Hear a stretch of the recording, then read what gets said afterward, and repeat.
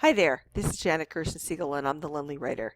This is serious social media help for the independent author who is defined as the author who does not yet have an agent. I am a master's degree candidate at Quinnipiac University and this is my capstone project. Today I'm going to be talking about teasing your work as an independent author. It's this subtle art, kind of like a fan dancer's moves or a shy person's come on. Now, a teaser for a book is usually a bit longer than a blurb, and it's intended, of course, to generate excitement. And these often end with a question, but they don't have to, but I think it's easier to write them if they do. Think about how films are teased if you're ever stumped for ideas, such as, for example, she was spoiled, rich, and beautiful until the Civil War ended it all. Scarlett O'Hara has lost nearly everything, but there's a rich man who's interested and he might even love her. Could she win Rhett Butler and save her beloved land, Tara? Now, you don't want to reveal too much. You don't want to get too obvious, and you do yourself no favors at all by spoiling your own work. Now, notice how my teaser for Gone with the Wind doesn't go past maybe the middle of the film. It never mentions Ashley or Melanie Wilkes. It doesn't mention the burning of Atlanta, which is admittedly a very large part of the storyline. And it doesn't even touch upon Scarlett's first two husbands. Nobody cares, right? I deliberately left the teaser off at just about at the end of the first big reel. And what I mean is when you used to watch Gone with the Wind in the theater, when you did, there would be an intermission because the film was so long. And this teaser ends just about after the end of the intermission, maybe a minute later after you've come back to your seat. Revealing too little is another problem. If I just said Scarlett was a wealthy woman living a life of luxury on the brink of the Civil War, it would probably feel a bit complete because that would set the scene, but it wouldn't tell me why I care.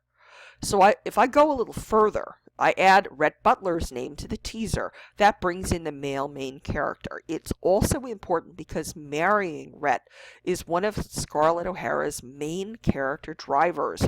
Whether it's to secure finances for her family or due to love on her part, she kind of changes her mind a few times within the course of the book and the film. Bringing Rhett into the conversation means the listener or the reader gets more of an idea about who Scarlett is and what motivates her. A little bit more about revealing too little.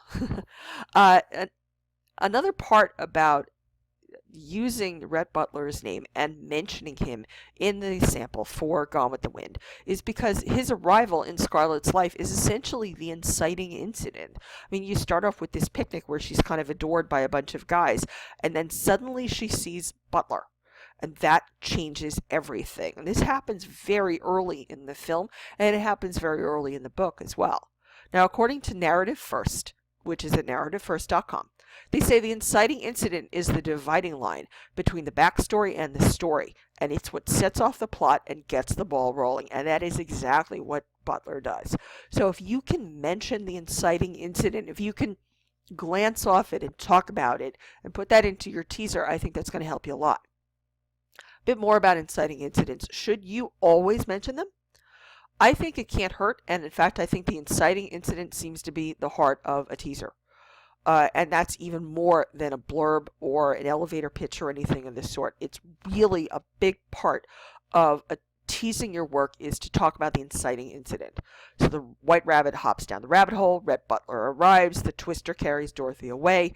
All of these incidents, they carry excitement, they add excitement, and this well-crafted teaser gets the reader hooked. And by the way, if you can write a teaser, then you should be able to adapt it and turn it into a blurb. You should be able to adapt it and turn it into a query. You should be able to adapt it and turn it into a verbal elevator pitch. Quick exercise. Could you write a teaser for a classic work? Consider anything that you consider to be a classic. It's something that's old. That's in the public domain. You know, Huckleberry Finn or something by Shakespeare, perhaps. These can be easier for practice because they don't have this fraud. They're not fraught with meaning because you're not trying to sell them. So before you try to tackle your own work, you might want to try to have at it. And if you add that to the comment section, I'm more than happy to read what you write. Once again, this is Janet Gerson-Siegel for Lonely Writer, because an independent writer never has to be alone. Thanks so much for listening.